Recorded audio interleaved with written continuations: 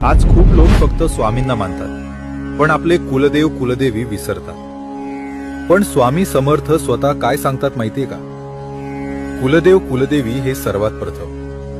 कुलदेव म्हणजे तुमच्या वंशाची, रक्तरेषेची आणि पूर्वजांच्या कर्मांची रक्षण करता शक्ती. जन्मापासून तुमच्या सोबत असलेली देवता. स्वामी, गुरु, इष्टदेव हे मार्ग दाखवतात, पण घराचं रक्षण कुलदेव करतो.